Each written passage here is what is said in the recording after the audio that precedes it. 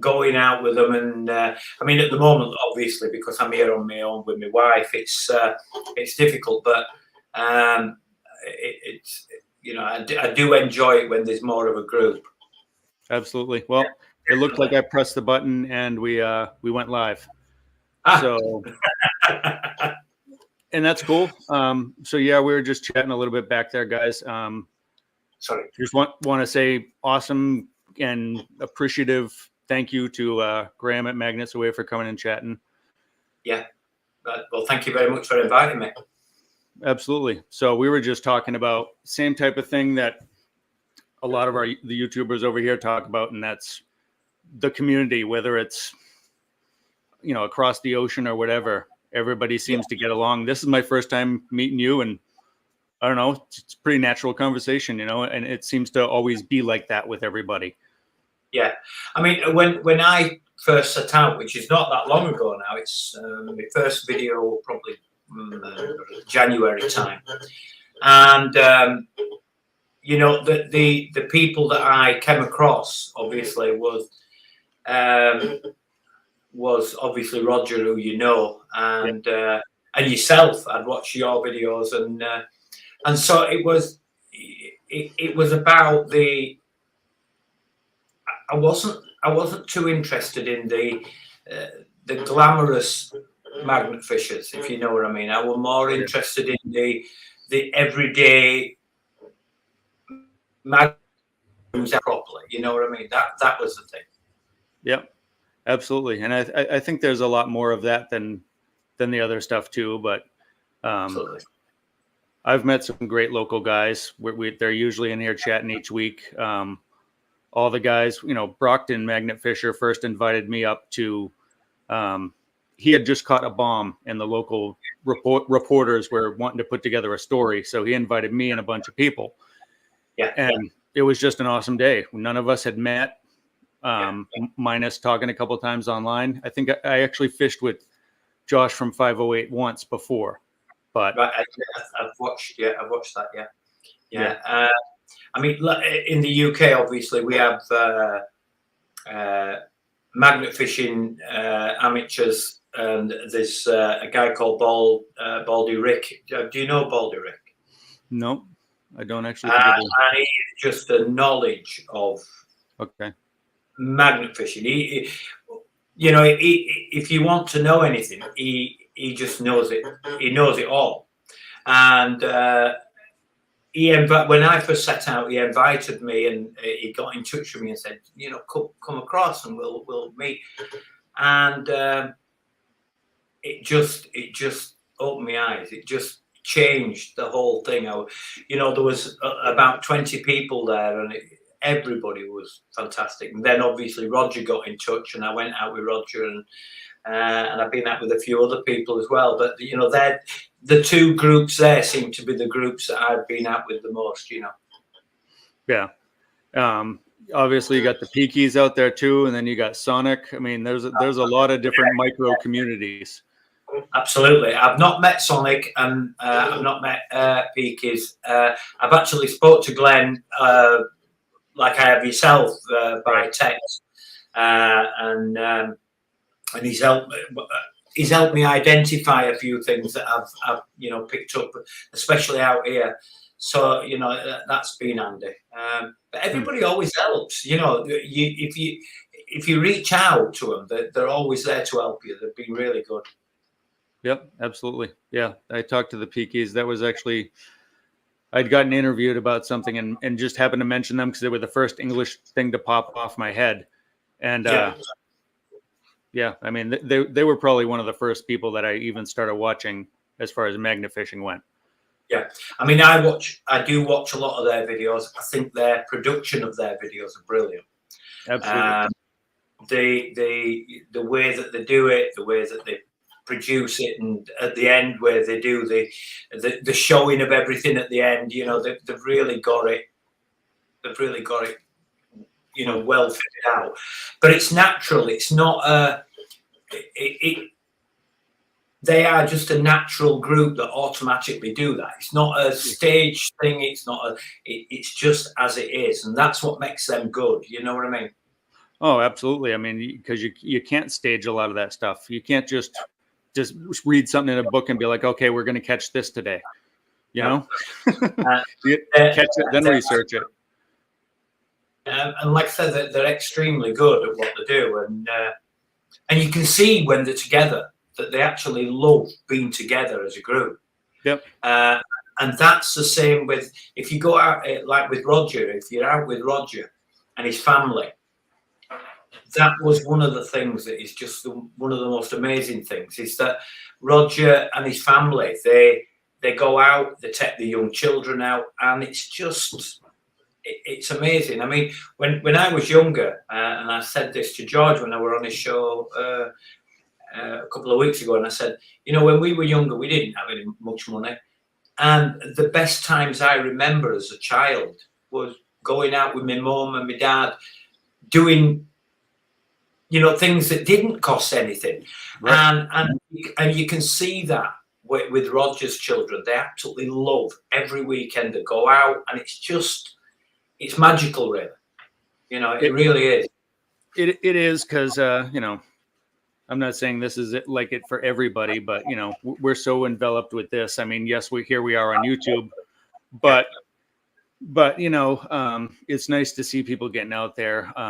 Even here on Cape Cod, where we're a very touristy type of place, there's kind of like this lifestyle or way that we used to grow up here, where it was very chilled, and you wouldn't come home till the lights went out. You know what I mean? And you weren't worried about anybody. Now it's like it doesn't happen here. But luckily, my son, who's 20 now, he would literally get home from school, get on his bike, throw some balls and bats and gloves in his backpack, and he was gone. See you later. Yep, and that was nice. It was nice to see him do that, you know, because it's not like that all the time. No, and the thing is that, you know, people are that scared to let the children out now, but they're just they don't experience this, and that is a major problem, because yes, social media is fantastic, it's great, right, but they are missing out on the other parts of socializing out there, doing things, and that's one of the big things that they're missing out on. 100%. Yeah, I was just having a conversation earlier about even like our workforce here on the Cape. As these kids are getting older, a lot of them aren't getting into a lot of the hard labor jobs, carpentry, plumbing, electrician. So I keep telling my son, like, hey man, you really need to learn one of these trades, because in 20 years, no one else is going to be doing it. That's right. You know? I mean, when I left school, and I left school when I was 15-year-old, and I went straight from school, and I worked in the coal mines in the UK, and now the coal mines have all been closed in the UK, barring one or two. And now what they've got the problem with in the UK is that they are fully they are reliant on the gas that comes across Europe, and they're stuck with it. You know, they can't open the coal mines because it's too hard to open them, and the workforce that were there has gone. It's gone, and there's no skilled labor in that thing anymore. So tell me a little bit more about the coal mine. What was your role? Were you actually like in holes, or were you like in the processing plant or something like that? No, I went down the coal mine, and I worked. What happens is when they dig into the coal, right, you have to put in the bars to hold up the roof, and that's what I did from I couldn't go down the mine until I was 16, so I was 16 and then left when I was 21ish, and so I worked down there all that time. That's a long time. It is, and it's what you was expected. You know, my father worked in the coal mines. I left school, and you basically followed, and that was it. Right. And so it's eye opening. You know, I wouldn't want my children to work in a coal mine, but the skilled workers have gone. The steel workers that were brilliant in Sheffield, they've all gone. They've all gone. Right. You know, now we have cheap steel that comes from China and elsewhere. It's just, Yep. you know, but they've gone. All them work longer there, and to train them workers would take years and years and years again. It's gone, and most of them people have died that was a skilled worker. You know. Yep. Yeah, and that's kind of like you said, that was kind of what you did for work, and you did what your dad did. I was the one outlier in my family. There was 4 of us boys, and they're all carpenters, builders, whatever. But my mom was more like an artist. So I kind of got more into graphic arts and things like that when I was younger, and did that until I'm now a cable guy, which, yeah, that's an interesting job, but it's not doing carpentry like my brother. So, but luckily I have a skill where I can trade with them, you know. Yeah.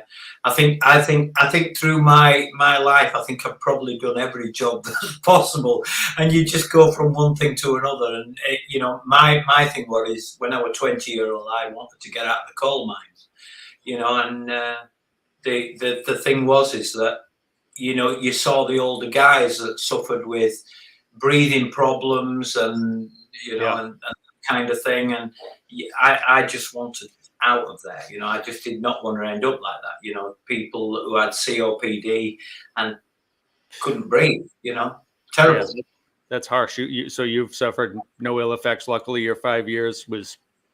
Yeah. That's right. Yeah. And like I say, you know, but some of the guys that were there, you know, even right up to them retiring, would go back if they could. You know, they loved it. Right. I didn't love it as much. Yeah, but so like I say, and then you get into, you know, like I say, I've done that many jobs, but then I had my own business recycling, and did recycling, and then I fell ill about 10 years ago, and then decided that's it, I'm going to become sort of semi-retired then. So that's where I ended up, where I have a property in the UK and I have a property in Bulgaria, and I flip from one to the other. Okay, that makes sense now. I thought you were just kind of like on this vacation around Europe, but no, you went to Bulgaria. I gotcha. That's right, yeah. And so we will come out here for the summers because they're absolutely, the weather's beautiful. And, right.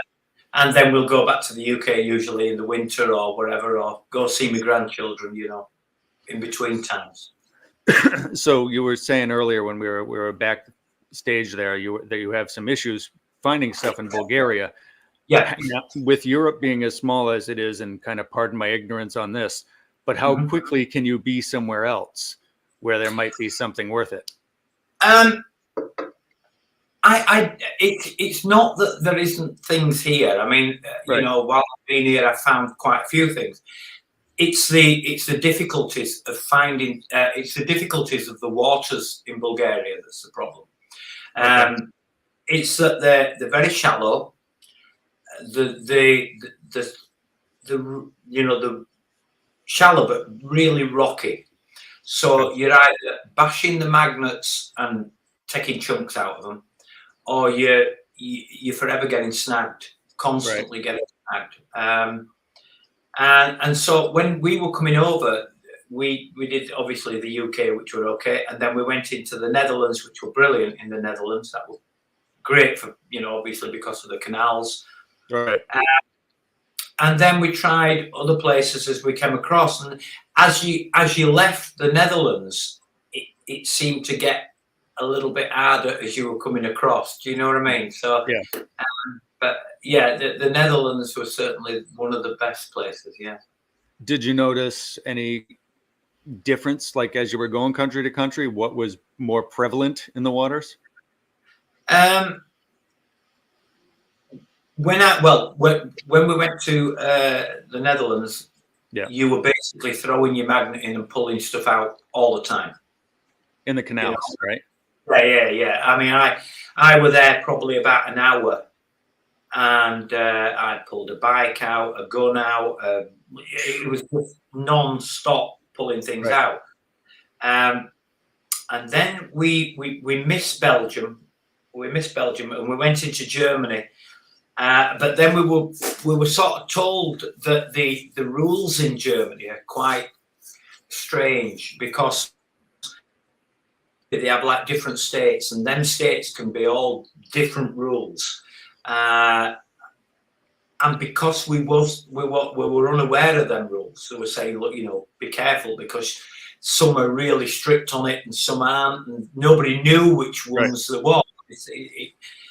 So we sort of did a little bit there, and obviously with Germany, obviously because of the war and other things like that, they are quite strict on what you pull out and things like that. So we sort of did a little bit, but we didn't get anything. Then we went to Hungary. Hungary were all right. It was quite good in Hungary. I quite enjoyed it. We pulled some little bits out. There weren't a lot, but we weren't there long enough to really give it a good go. Then we went to Romania, and when we got to Romania, we'd had a little bit of a problem with the car. So once again, we didn't think I've been back to Romania since, because where my property is here, we live right next to the border between Bulgaria and Romania. So it's easy for me to cross from one to the other. Right. So I'm going to go back, and I'm going to go to Bucharest and try there just before we head back. Romania, for some odd reason, is a place I always feel like I need to go to. People say, I mean, and this is not to do with the magnet fishing. I went to Bucharest, and I don't know what I expected, but it is one of the most beautiful cities you will ever see. Right. And at night, it just lights up. It's just the most amazing place. And the people are so nice, as they are in Bulgaria. They're lovely. They really are. Yeah. One of these days I got to get across the pond, but I have one more trip to South America that I got to go to first. I have yet to see where my fiance is from. She's from Colombia. She's from Cali. Right. Okay. And I've never been there before either. So I got to go there first. So what actually got you into the magnet fishing to start off with then? We just honestly wanted to get out of the house for a little bit. Didn't even think of doing YouTube at first. But as we started getting into, we started small with smaller magnets. We'd check out YouTube, see what everybody else is pulling up. And I'm like, wait a minute, they're using much bigger magnets. So I went up to the next level, and then we kept going up and actually catching stuff. And we're like, wow, this is fun. Maybe we can do what these people are doing, and we started putting a camera on, and now, like I said, my job's not very creative with cable. Now doing the videos, I feel like my creativity can come out a little bit, Right, yeah. And the thing is that, when people see the videos, they don't realize the work that goes into the videos sometimes. That when you go out and you set your cameras up and you come back and you're there editing, the editing could take you hours and hours. I mean, I have 2 GoPros and I have a iPhone, and sometimes I use a camera called a Mevo, and I can have 200 gig of footage by the time I've finished. And good Lord, narrowing it down into a manageable thing just is crazy. Right. It really, that's where I'm at too. Some of them take 2 days, but some of them, like I just went out metal detecting a few days ago and started piecing that one together. And for some reason, within an hour and a half, I had it done. Yes. Some go together very easy. Yeah. And some you can sit there for hours thinking, oh God, it's just not good. It's not happening. And I've got videos where I've gone out and I've thought, oh, this is really good. And I've still not actually used the videos because after I've edited them, I've thought, right, just not happy with that. I'm just not happy with that. Yeah, well, I get so wrapped up in it. In this, I shouldn't even admit to this, but I'm messing around with files and moving things and editing and deleting. I actually completely deleted a a final video with all of its source files. Ah, Yep, terrible. completely It's gone. bad. I have that many hard drives with different. What I do is usually I'll bring a load of footage in, then I transfer it straight to an hard drive, and then I'll work with the footage from an hard drive, and then make sure I've got the footage on there. Yeah, that's what I do too. I just bought one of those Seagates that's got like 8 terabytes or something on it. Oh, the dog's gonna bark. Hang on a second. Someone's coming in. He gets really loud. Yeah. But yeah, 508's in here too. Josh just says it edited 2 videos yesterday. Sorry, not paying attention to anybody here. It's just chatting, you know. So a whole bunch of people in here. They're going to do a huge collab. Just what we were talking about, Graham. Treasure Coast Magnet Fishing talks about how they're going to get together with Two Bros, Magnet Junkie, and that'll be cool too. Oh, it's my stepdaughter, Talia. I just came back from school. Came back from school. It's Not late. school. It's like. Yep. And then there's the loud one, Doc, the tiny little dog. So what magnets are you using at the moment then? Right now I'm using I wanted to see what the Golden Titan would look like on camera, so I bought that when it first came out. Right. And Okay. and that's all I've been throwing. Just because it's big and it grabs everything. Yes. Yeah. I've not actually seen the Titan. I've not seen that. Is it the? Oh, I can't remember now. But have you seen the Evo? That's quite a good magnet as well. That's the online magnets one. Yeah, I don't know many people that use them here. It seems like there's different companies for different regions. So Yeah. I've never seen one of the OM magnets here. Right. I'll have a Terror tomorrow. What's that? You'll get the Magnetar in the US then. Yes, they have a distributor here. Yeah. Yeah. So that's how we get them. But I've got the Terror coming tomorrow, and I bought a protective shell for it this time. Yeah. Because I had a little mishap this week where I don't know if it was friction or whatever happened, but my magnet blew up. Yeah. I mean, I was unlucky. I got 2 magnets stuck together, and I ended up having to tie one to an iron bar, and then the other one to the back of the car, very close, and then pull them apart. They were that stuck. I just could not remove them until I have now. But my God, it was hard. I even see Bucky talking about Evo. What is Evo? I haven't heard of that. The Evo is an extremely strong magnet. There's the Evo Extreme. When I first started, I used the Evo 80, and that's that I find I still have the Evo 80, and I use it quite a bit. Great magnet. Yeah. And then I've obviously got the 2 Magnetar ones as Magnetar magnets. So right. What do you use? The Terror and one of the bigger ones? I've got the Barbarian. Okay. Just a second. I've got 1 second. Evo 80. So that's sorry. So that's handy, that's the Barbarian one. Right. So that's that one. I better put it over there. And then I have the. I'll show you this. Oh, do you have the Mega Cube? I got that one. Yeah. What do you think about? What do you think about that thing? Right. That is. It's immense. It's very heavy. It is heavy, but when it catches something, it doesn't let go. It does not let go at all. I went fishing with the Barbarian one. Yep. Hours and hours and hours, and I was pulling bullets out, And I spoke to Roger and he was saying there must be, there's got to be, if there's that many bullets, there's got to be a gun there somewhere. Right. It doesn't add up. There's got to be something there. And I stayed and I tried and tried, nothing. And then obviously I got this one and I went out and same place, just got it.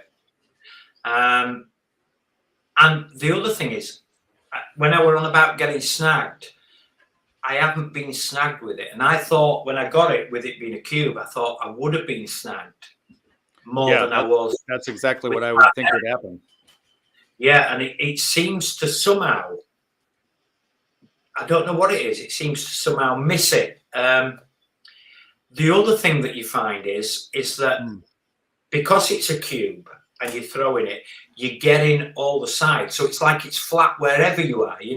Right. Like with the 360s, you've only got that little the piece at the bottom that's flat. Yeah. When you're dragging it, you've only got that surface area on that little bit there, haven't you? You know, the little bit as it's coming this way. Where on that one, as it's coming this way. Because it's got all sides that are flat. Yeah. As you're dragging that one across. Yeah. You're getting the flat surface, and that's where you're catching. It really is. It's extremely strong, But if you are going out with that all day, you come back and your shoulders ache, your arms ache. Where with the Evo 80, no problem at all. No problem at all. And it's strong. It's strong. No, so I would say to anybody, people will say about the cube. I would say to anybody, if you've got a magnet like the 80 or something like that, stick with it. Yeah. Stick with it. Honestly, because the difference isn't. The difference isn't that big. Right. To go splash out the money, I wouldn't think. That's my opinion. Yeah. My concern would be something you already said, is that because it's flat, things catch more to it and it's harder to pull stuff off of. That's right. Yeah. Yeah. And when it does catch, boy, it really does. It really does. And, I've had it where not that it's snagged, but when it's got something. Right. You really have. I pulled out. It was like an exhaust off a big vehicle, and oh God, it just was not letting go. Was not letting go at all. Yeah, that would be my concern. So. Yeah. Especially if you're doing it from high bridges or something like that, then you've got a problem. We have a lot of rocks around here, and that's kind of the hardest part. So that's why I'll try to find a fishing pier or a boat dock or something, which we have tons of. Do you get a lot of damage to your magnets there, where you chip them or things like that with the rocks? Not generally. I mean, they're usually deep. They're usually deeper, Right. but there's always rocks that are down there, and that's where it's grabbing stuff. I mean, you'll see on this one. This isn't that old, but you'll see, and this is only with being here that you can see. I don't know if you can see. So can you see the chips? The chips there. Yeah. And so what you're getting is, as you're throwing it in, it's chipping the edge, and that's got the protective case on. Right. That's what the golden Titan that I bought has the case on it, which is nice because it's much easier to clean with the case on it. Yeah. But that is the problem here with with it being shallow as well. Right. Bang, and you can hear it as you hit the stones. You can hear it, bang. It's then you start. Oh, God. So you got to check out the Magnetar space. Did they get to show you at all how they make magnets? Do they do it there, or do they do it somewhere else? The guy who owns the company, who I met, was great. He was brilliant. They don't manufacture them on site. he showed me all the different things that they do. Yeah. And obviously what you saw in the video basically was what was there. I did know, I knew that they were going to release the Mega Cube when the video were made. Right. But obviously he said, you don't say anything. But going round meeting him and the way that he spoke about the magnets and his enthusiasm, and he's got that much passion about the magnet and what he does. Do you know what I mean? And that's what comes across with it. That's cool. And the Barbarian were the first magnet I got from them. Right. So what had happened is that I decided that I was going to get a magnetar magnet. Yep. And one of the problems was at the time is that because the UK left the European Union, shipping costs then were quite high on the top of the cost of the magnet. And so because I was traveling across, I contacted Dennis, who's one of the guys at Magnetar. Yeah. And he said, come and see us. It'd be great. Come and see us. We'll show you around. You can come and collect a magnet, blah, blah, blah, so from us arriving to leaving, it really was. And we were welcomed open arms. It was lovely. It really was. That's awesome. So did you get to see the tiny cube though? No, I didn't get to see that. No. But I've heard some good things about that one as well. Yeah, it's a lot lighter. It's a lot lighter, but it's very strong. Right. I'd be worried about that one getting caught a little bit more because it is a tiny bit smaller. That one's at least bulky. It looks a bit longer. Right. So it isn't sort of the cube. It looks a little bit longer than this. Where that is a perfect cube, I think it's more of a rectangular, Right. Well, let's see what's going on. Brockton's coming in. Yeah, so they're going to throw the Mega Cube around in Florida, and Travis is going to go live at like 9. Travis, is everybody else going to be with you guys? And also, what's his name just popped in? Brockton's coming in. Misspelling things here. Not paying attention to you guys. Promise. No, but so how long have you actually been doing it, Graham? I don't think we've gotten to that answer. I set off in December of this year, or of 2023. Yeah. Wow. And so the first thing was for me is that I wanted to. The first videos I'd seen was with Roger and his family. Right. And I have two. My daughter has 2 girls, 2 twins, identical twins, and they're only 4 or 5 year old, and I just wanted more time with them. So it was looking at Roger's video. I thought that's what I can do. I can go out. I can take them out. I can do things, and that's where it first set off. With the journey of it, really. Right. Yeah, that's cool. I mean, our very first video, we got lucky. It was me and Talia, who you just met. We were on a dock, and I think it was my first double-sided magnet. We caught a safe, and that was where we kind of got addicted. We're like, all right, now we're catching cool stuff, and that's when we bought another bigger magnet, the Helios. But I ended up losing that probably 3 months ago. Got stuck in a rock. Wow. And wouldn't come out. I even tried tying it to my car, and it broke the rope. Wow. Yeah. So that was well and truly. gone. That's definitely gone. And I've gone in before. Yeah. But this water was brown, and it didn't look like I wanted to go in it. Yeah.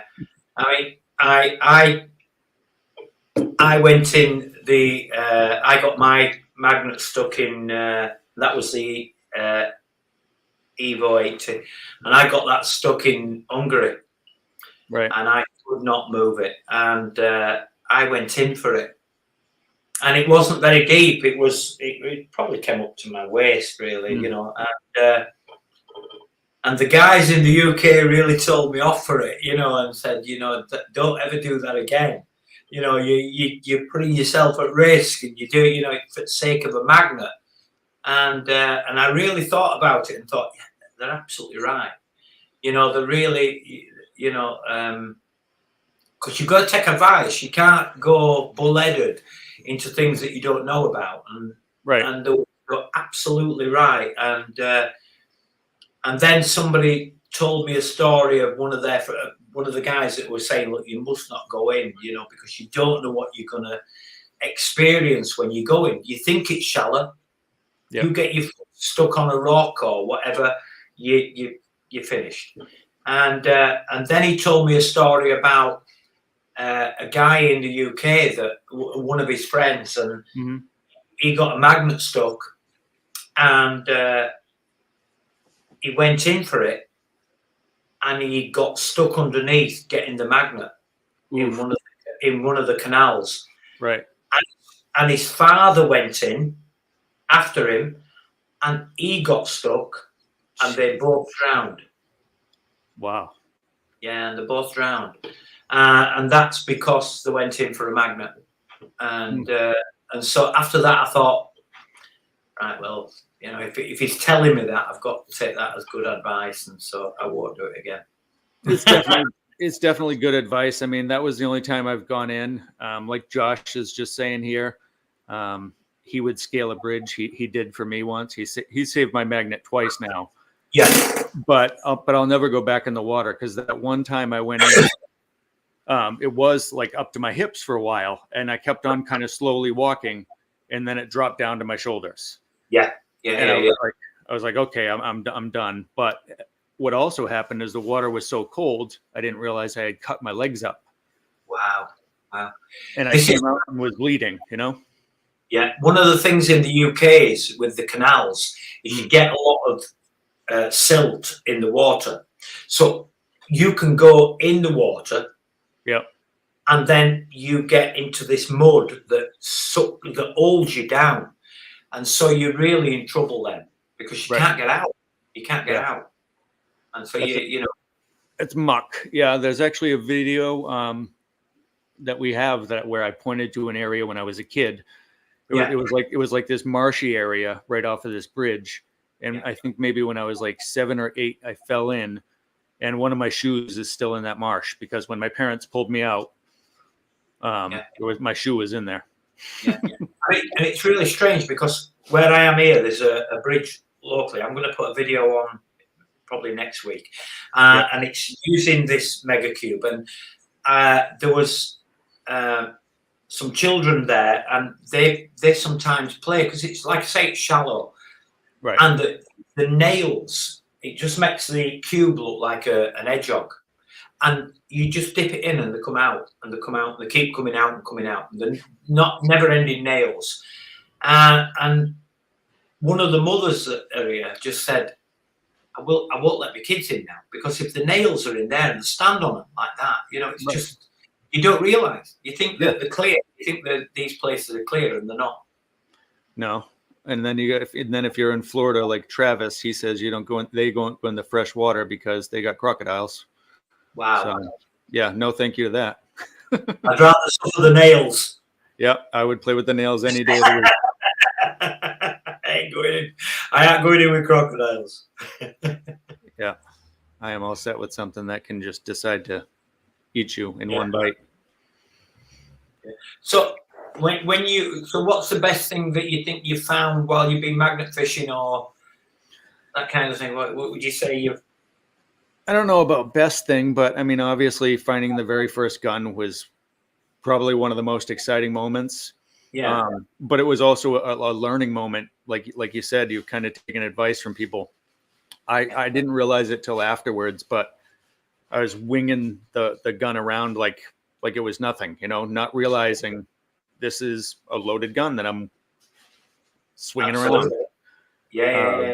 So someone had pointed out that I had done that. So that's kind of, that gun is a little bit more memorable because of that. But we did find the kids were with me, Talia and my son, and we had pulled up one gun, and I'm teaching them the lesson of, hey, we got to call because it's a safety thing, pointed it away.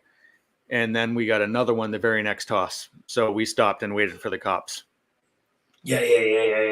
And what are the police like in the US? Because a lot of the videos that we see in the UK are like the police. Oh God, the police are terrible in the US with No, people with guns or that kind of thing. We've never had that experience yet. I mean, 508 in Brockton right here. I mean, when we were there with the news crew that day, when we were talking about, we had to call them because 508 had pulled out a bazooka round. Wow. And they had to call the bomb squad. But you can watch all of our videos talking to the police. They're like, oh, we watch Magnificent videos. We love this stuff. Yeah. And they were excited. They were like, are we even going to be on?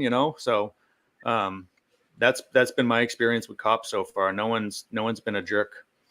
Yeah. I mean, the police in the UK are really good. They're really good with coming out. They deal with it and just get on with it. They certainly don't intimidate you or do anything like that. They're there. They do the job, and they're right. The one that came for the kids with the two guns. He was actually kind of young, and he didn't know what to do. Yeah. He was like, I'm not even sure what we're supposed to do here. He's like, this has never happened in this town before, So it was kind of more intriguing because it was the first time for him. Yeah, I do know that. Going back to Roger, I know that they went to a place in the UK called Sheffield, and they pulled a big World War II bomb out of the water, and they cordoned off the whole area and brought people out of flats and other things, right. And they've done it a few times, I think, as well. That very bridge that we were talking about, because it was the second day, they did something similar to what you're talking about. They shut the road down, really? and they actually brought in a dive team because they were concerned. There were two bombs that were found in that water. What else could be there? Yeah. But they didn't find anything. But they also, I don't know. I don't think they were transparent. They're the police. They're not going to try to freak anybody out. They already found two bombs. They don't want to say that they found 4 more. No. But I mean, like I say, I think the guns in the UK, in the US, seem to be. There seem to be a lot more that come out than what obviously we get in the UK. So obviously the guns are a bit different. Yeah, well, it's even kind of regional though, because here on Cape Cod, I don't think I'll ever find a gun. I always have to go off Cape to get those, and it's not that it's not that the rest of the U.S. is just gun crazy. It's just here on Cape Cod, it's such a seasonal community. There's, we have our violence and trouble, but it's mostly people are just, the biggest trouble we have is addiction. There's a lot of addiction problems here. Wow. Yeah. Because it's so seasonal, and a lot of people just can't handle the wintertime and turn to alcohol or drugs, whatever. Yeah. But yeah. What would be your favorite find? What was yours? I do enjoy finding the signs, like the car number plates or which I found. I'm not over keen on guns with finding them, and I definitely like all the horseshoes and things like that. I love them. That's one thing I have not checked off my list yet, is a horseshoe. Yeah, especially here, you miss, if you've seen a video, they have little horseshoe, the donkey shoes. I didn't even know until you were telling me. They're so tiny, and these go right the way back to when it would have been communism here, and then obviously they were using the donkeys, and and when you find them, they're just so it's wonderful, honestly, because then you start you start thinking, what kind of life did that donkey have? How hard did it work? What Right. kind of thing? And it would have worked extremely hard here. Yeah. What's the story? Yeah. Yeah, we don't get a ton of history here like you guys get in the UK. But the most historical thing we found is my son and I went to Washington D.C. for a few days. Yeah. And we fished there, and we found square nails, which are generally a colonial era type of nail. Yes. So that was probably the coolest thing. And I've got those guys. I'm going to be cleaning those guys up just to keep them. They're a good relic of the past. I do like when I'm watching a lot of the American ones, the railway pins that they get. Yep. They're like I've only gotten one of those, and that was with one of the guys that was with us, Buddy. We went to an area which was supposed to be very colonial era too, but it was a park, and they actually didn't mind us just throwing the magnets in these tiny little channels. Yeah. I actually found, and it might be historical, but I haven't checked into it yet, but I found 2 solid bars that looked like maybe some sort of ingot of of a metal, possibly nickel. Yeah. But I don't have the time to, it's enough that I work and live and stuff full time. And then we do the magnet fishing, do the videos. Yeah. All these things that I want to clean up and check out and restore are just sitting in a big pile of metal in my yard. Yeah. Like I say, I mean, you especially here in Bulgaria, but you've got the history is here because obviously they went through the war the same as the UK did, but then their history changed. Obviously, they ended up with communism, and the Russians, that kind of lifestyle, and so it was a different lifestyle for these people, Right. And certainly than what it was in the UK, for us, and coming out here and finding these things, it really is good, So besides the horseshoes, have you found anything rather historic? I mean, we see these guys on some of the really, really old bridges. I mean, Sonic has pulled a cannon. The Peakies have pulled a cannon.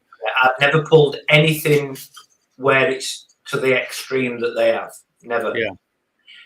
They have. I do know there's. Is it Northants? Have you seen Northants? Mm-mm. Oh, Northants, yes. Okay. And they pulled some terrific stuff out. I think it's Nigel from Northants. Yeah. They have pulled some amazing things out. And so I do like to watch what they pull out, and I watch a lot of the videos.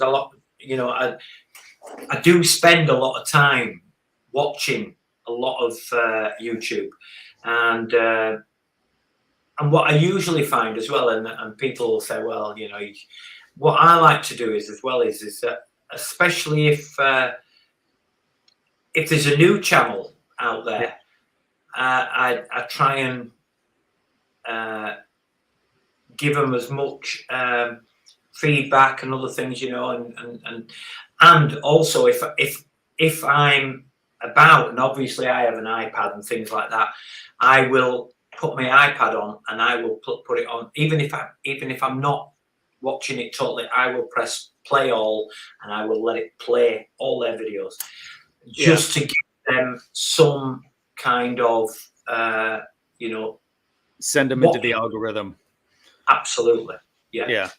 Because it doesn't harm to do that and give other channels I always try and make a comment as well. If I'm watching something and I enjoy it, I always say I enjoy it. I don't 100%. Just click on it, watch it and leave it. Right, 100%. I mean, I talked about that in a video a long time ago about how stuff here on lives, well, it's definitely appreciated that people go to each other's channels and and sub, but if there's no interaction, like you're talking about, if you're not watching videos and commenting, YouTube just takes that away from you, because it's like it thinks that it was an accident. Yeah. Absolutely. And every channel is different. Yep. You know, there is not there. You know, you can watch 100 magnet fishing channels, and they are all different. They all have their unique styles. They all are different, and I like to watch and think, what are they doing? What is, you know? And also, I always look at it this way: if I watch something, I always think, how can I improve? Yeah. By watching what they're doing. You know, I don't believe that anybody is above learning, and I certainly am. I'm learning all the time, and I watch people, and I watch channels that are coming along, and even new ones. There's a girl in the UK, in the US, and that she's called. Is it Jay? Jay Don't Play. Yeah, that's right. I was watching live. And she's good. She's very, very good. She's good on camera. She's really good, and she comes across well. And I followed her, and I'm watching her videos at the moment. And like I said, I watch lots of different ones. And I don't. You'll have heard of the guy Bondi. Do you know Bondi? Yeah. I'm not sure if he's Australian or New Zealand, but I know he's Australian, and he's in. I have watched Bondi. I don't watch Bondi as much now. I usually watch different channels, different things, and like I say, I try and do different things, you know, and certainly for my channel, I try and make things. I try and show the thing straight away. Whatever I find, go straight to camera, show it, done it, whatever. Yeah. I like to add music to things, and have a laugh along the way, and that's it. Nothing more. I think we're all doing that, kind of growing as we're going video to video, learning, you know, this from the other person, that from another person. And like I say, sometimes you can watch. That is brilliant, you know, and it can be a new channel that does that as well. They can give you something that you think, wow, I never thought of that. Absolutely. That is brilliant, you know, and so you get inspiration from other channels. Absolutely. But going back to a comment that you said before, and obviously you sound like you're very pro this, but there's this very small community on Facebook and a couple other social media platforms. Actually, I think maybe you're in it, where they do the trading of the watching hours for hours, or, you know, you'll trade playlist watches. So like, say you needed like 10 hours to get over to a certain milestone or something, you could go, you know, literally trade time with somebody, like, hey, I'll go run your playlist for 2 hours or whatever, just to get you that view time. I don't think I'm on that one, but I'm not sure. Yeah, but I do the same type of thing, basically, even before joining that group. You know, if I find a guy, even if it's someone that's been around for a while, and I like it, if I'm not necessarily watching the whole time, you know, I might put it down or something while I'm cooking, but I'm always watching somebody, like you're saying, just trying to give back to the community, because, you know. Absolutely.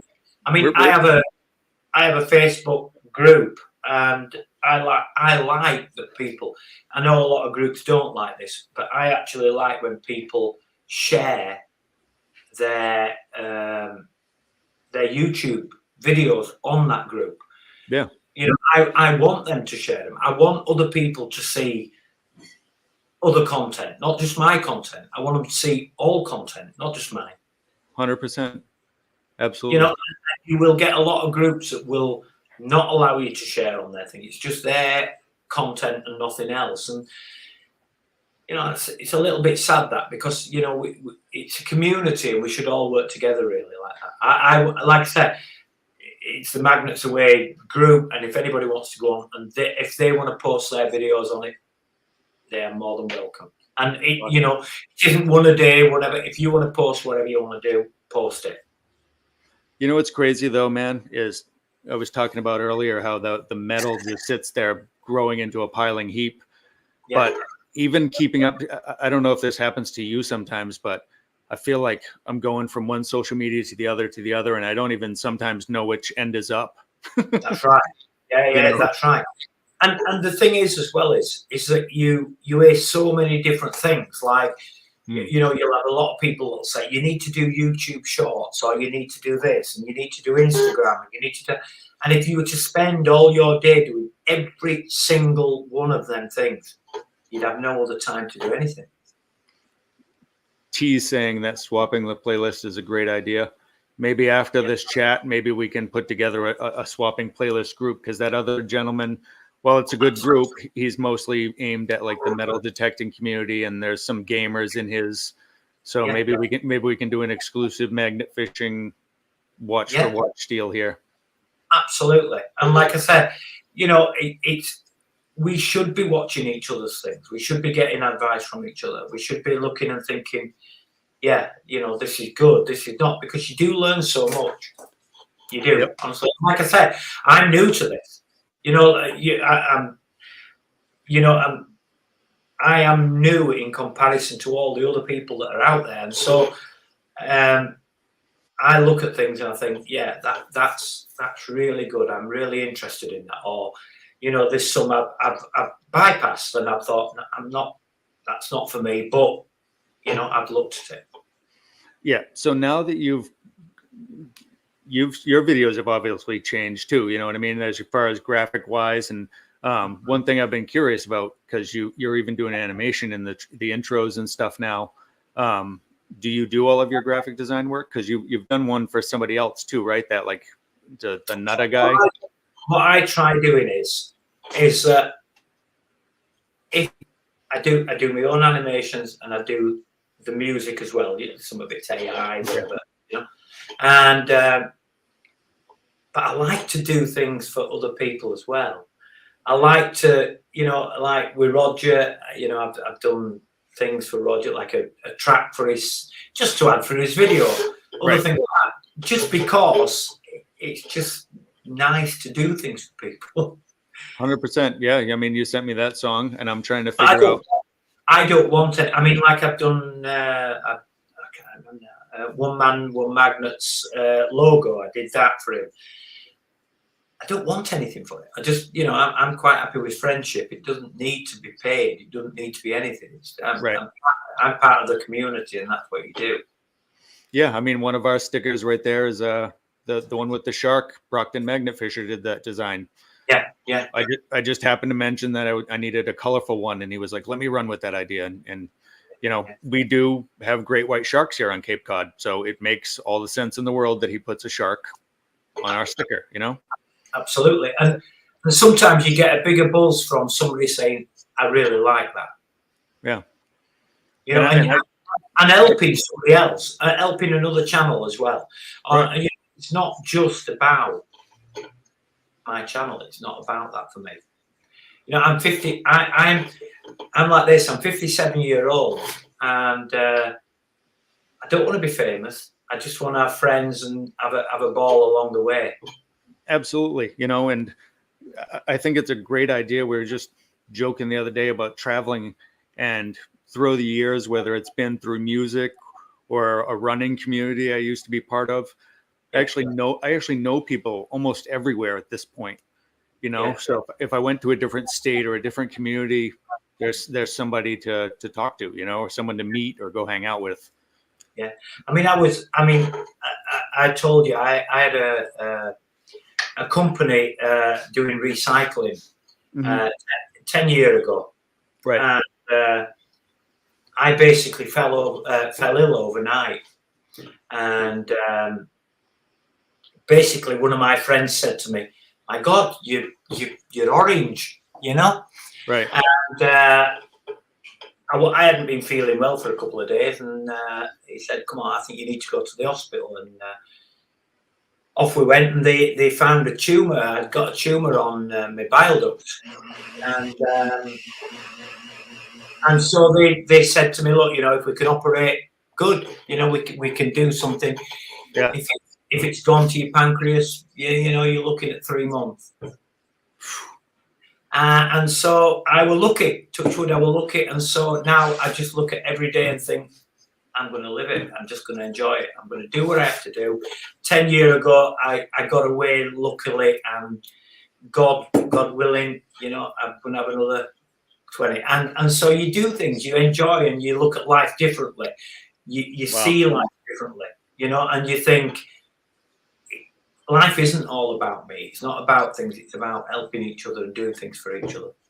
Yeah, 100%, man. And I'm glad that you made it through all that stuff. That sounds harrowing. I don't know what to say for people that actually survive it, and the strength that it takes to get through it. So, yeah. Do you know what it does? Don't you?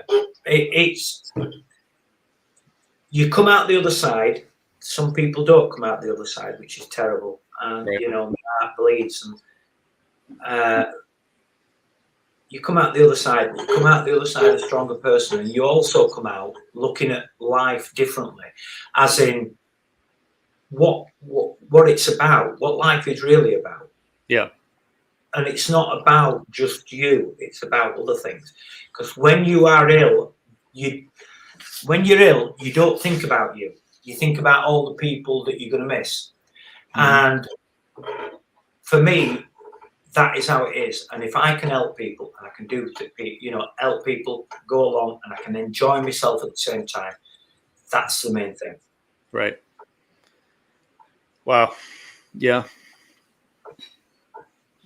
I don't know what to say to that, but I mean, I also think something similarly, just in age. I'm not too far off. I just turned 50 this year, so I'm getting to this point in my life where it's just like, I'm not worried about what I'm doing. Is everybody else around me happy? As long as everybody else around me is happy and they're good and they're comfortable, absolutely, then I'm good. You know what I mean? And also, when you're doing this journey, and especially YouTube and any other channels, don't take any notice of the people that go around sitting there saying their negativity. Oh, absolutely. Yep. They're not important. They're not important. It makes no difference. And do your own thing, enjoy it, and forget them. Yeah, 100%. I mean, I just don't do any of it. If it immediately comes on here, it's shut down. I don't come to this for that. I don't come here for politics. I don't come here for religion. I come here for magnet fishing and community. You know what I mean? And that's absolutely. And like I say, you and I get comments sometimes. You get people saying things, and I don't even respond. I just block it. Done. Finished. That's it. End of it. Yeah.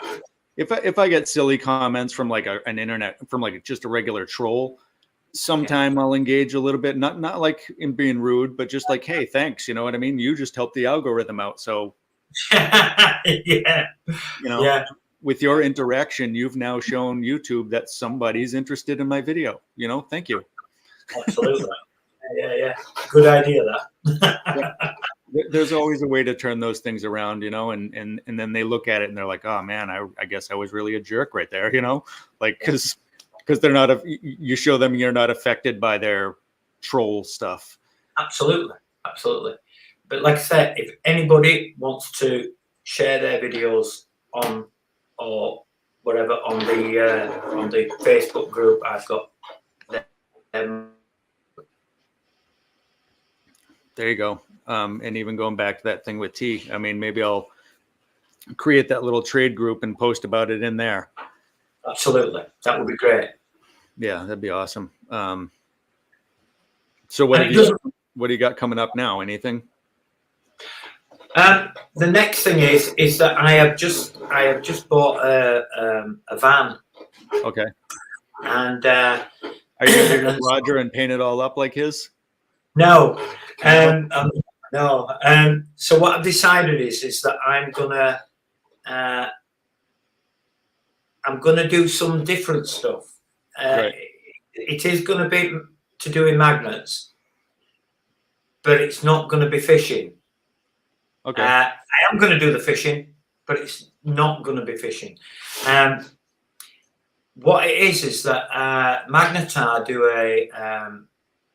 it's a magnet where it's basically a magnet that picks up. It's like a sweeping brush, but on wheels. Right. And so it's about this long, and you drag it along, and it will pick up anything. And so what I'm going to do is I'm going to try and go along the beaches and things like that, and drag it along and see what happens next. That'd be cool. I don't think I've ever seen anything like that. Have they Absolutely. put it on their website or anything? Yeah, they've got them on the website. Yeah, they're not that expensive. I think they're about £84, something like that. Which is not expensive. And obviously, you'll get 10% off if you use some of the codes that's out there. I know Roger has one and things, but and so it drops it to about 70 something pound. But they're amazing. They're amazing. I've been going up and down the road where I am here, and I just to test it, and the road and the amount of little nails that's on the road is unbelievable. So I've just been going up and down. I'm crazy. Wow. Yeah, so at the beach you'll probably pick up a ton then. Absolutely. So that's just going to be a couple of videos that I'm going to do, and then I'm going to be going to different places in the UK, Holland, and Belgium. Right. Brockton, I've seen something similar. He's mentioning something that roofers have. I've seen some guys they have like these wheels, and then there's a magnet between them for when they are done in your house. Yeah, I've seen guys using things like that. But you said this has a brush on it. I don't think I've ever seen a brush. I'll just see if I can find the thing for you. I don't know. It doesn't have it's like a brush. It's not. It's just basically a magnet. Oh, okay. And then what you do, you pull the top, it releases the things from it. So, but yeah, going on the but just to go on the beaches and things like that, I think will be a bit of fun. Huh. That'd be cool. I'll have to watch along with what you do because Cape Cod is literally surrounded by beaches on 3 sides. Yeah, and like I said, what I'm going to do is I'm going to strap a GoPro to near the bottom of it. Wow. So hopefully the GoPro will be catching what's going on underneath and see if we can do something like that. Yeah, that's very creative too. That's cool. And that's the next thing. I was going to actually, when I got the Mega Cube, I was going to actually try and strap a GoPro to the bottom of it. And then when I threw it out, see whether it could pick up, but I couldn't get it to stabilize itself, so it didn't. I don't know if I'd worry so much about stabilizing, but being right that close to a magnet wouldn't that mess the camera up a little bit? You think? Yeah, it does. And what happened was I tried connecting it, and that's how we're doing it. It was trying to pull it, with it being that strong, we're trying to pull the GoPro down to the magnet. So I give up on that idea. Huh. I keep getting these crazy ideas. Yeah. I mean, I've thought about doing it with the hook because the hook's not magnetic, but I don't find a lot of stuff where I actually need the hook. No, I've never used one. I've got one. I've never used one. Yeah, we had to use one the day when I was out with Brockton 508 and Buddy because I pulled up a motorcycle frame off that bridge. Yeah, It took like 3 or 4 of us to pull it up. It was pretty heavy, and now it's again sitting in the metal pile out back. So what do you do with yours? So if I've got this pile of metal and deal with scrappers and stuff, what do you do with your stuff? I take it straight to the scrap metal. Okay. Yeah, and so once I get a van, it will go in there and straight to the scrap. I'm lucky here because in Bulgaria the scrap people come round and will come and pick it up. Okay, that's cool. That's what I'm actually trying to think about doing is finding out if I can find a local scrap guy because there's scrappers all around that'll do that stuff. If I maybe put it in a spot for them, if they want to come pick it up, I mean, I don't want anything. I'll just pull it out of the water and they can go make money off it if they want to. Yeah. You know, in the Netherlands, they have an amazing app on a phone. And what it is there is that when you go magnet fishing, yep, you get all your finds and you stack them in a place. You take a photograph, and the app, you take a photograph in the app of what's there. Right. It gives the location exactly of where the scrap is, and that sends it to the scrap people, and then they come out and they can come and collect the trail. That's crazy. So it just pinpoints like random scrap piles. Yeah. So what happens is that where you get the app, you take a picture of it, it locates, you get a message back from the people saying, yes, it's been accepted. They come out to come and collect it. Interesting. So T is actually saying that she tried it, or you can toss a camera with a magnet, just got to tape it 3 feet away. Ah, right. And then what does Brockton say? Put the GoPro on the rope, 1.5 feet away from the magnet. Yeah. Right. Okay. So just a distance, but I don't know how you would get it on a rope. Yeah. I don't know about that. The problem is here, I'm a bit scared of the stones. Yeah. Yeah, I would be scared of that too. So I don't think I've ever like quite looked close enough. But do you tie your rope or do you use a carabiner? Not a tie my rope. So I'll just show you. We use we use our carabiners, but sometimes people just, some people like it a certain way, Yeah. I use that. The carabiners I had were the catching. They weren't very good. Brockton says it comes with the clamp. I guess so. Maybe you can buy a rope clamp or something. Don't tape it.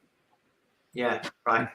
That'd be worth looking into because I'd be interested in throwing it if it's waterproof and I know it's secure. I wouldn't mind throwing my camera in there just to get a couple different angles. Yeah, I've actually, if you go onto YouTube, there's a guy that I think he was in America, and he actually did it with a GoPro. Okay. And it was great. It was brilliant.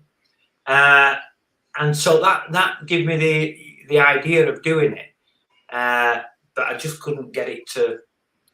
I never felt it was secure enough. Right.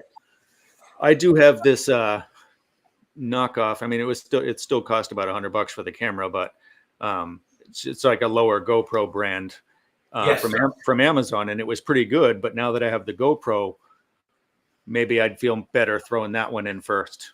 Yeah. And seeing what happens, just in case it doesn't work out. Absolutely, the GoPros are too dear, aren't they, to just be throwing in. Absolutely. I mean, I did actually luck out with mine. I didn't intend to upgrade my camera. But at the same time, I was noticing the very first few videos were really muddy sounding. Yes. And that's because this particular camera had to be in a self-protected case. So the microphone didn't really pick everything up good. But the GoPro now is shocking. I haven't had a GoPro since the second version. Right. And it's crazy that the whole camera itself is now waterproof. Oh yeah. I will say one thing. I use this for a lot of my videos. So I use the iPhone, the 15 Pro, and just an heads up on this is that I had the Rode video, the wireless microphone. Okay.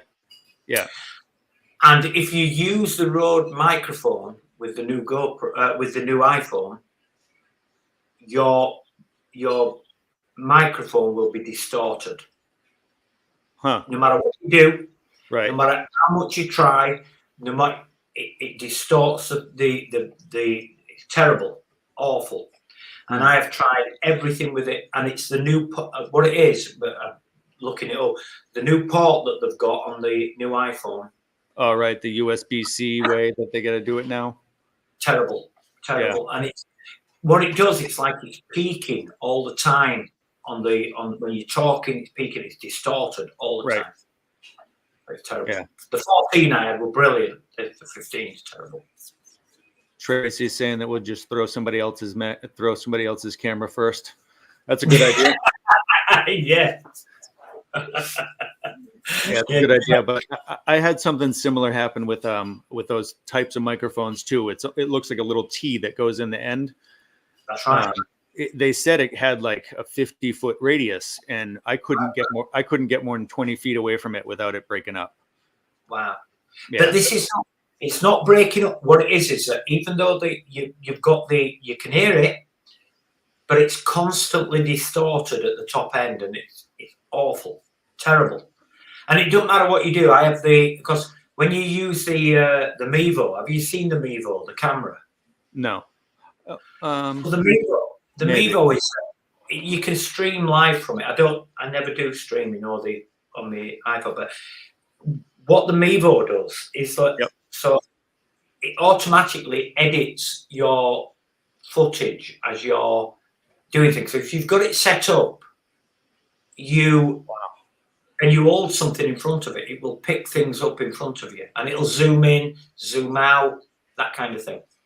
Automatically. Yeah, automatically, and it will follow you around like this. But it's just one singular camera. It's amazing, and but you have to use the iPhone to send the wireless signal to the camera. Okay.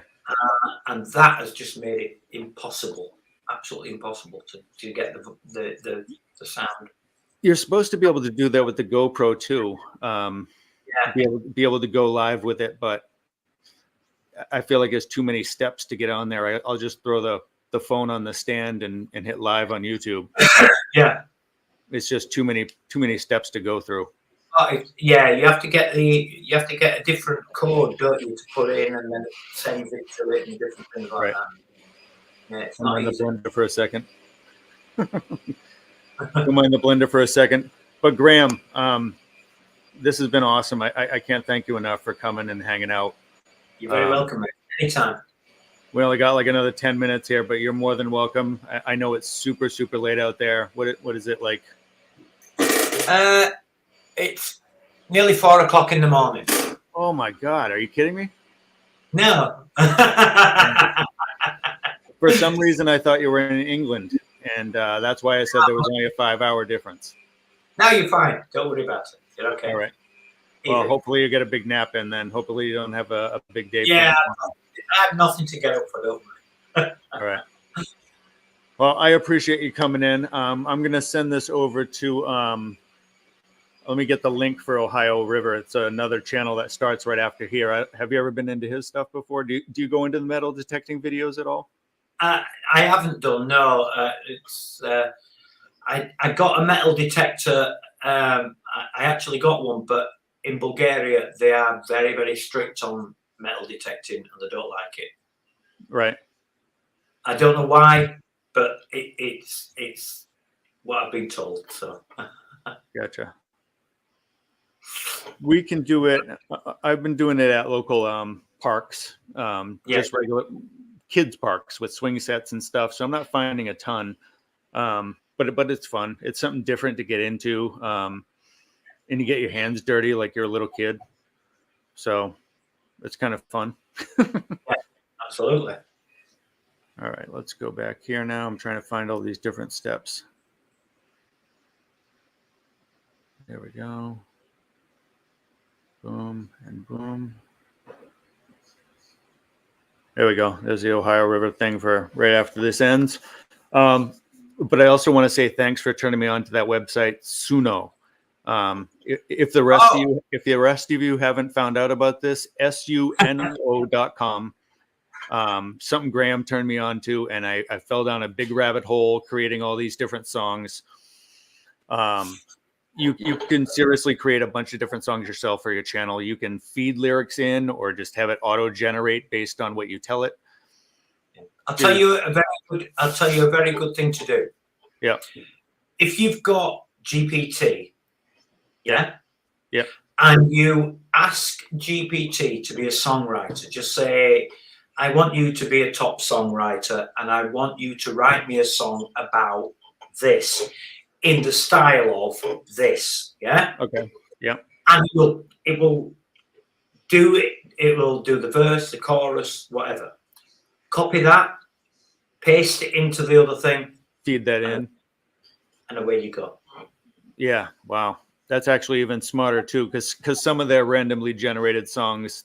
Not very good. Yeah, but the Yeah, GPT can do that. And you can even say to it, I want you to write a song in the style of the Beatles or whatever it is. You can get that specific. Yeah.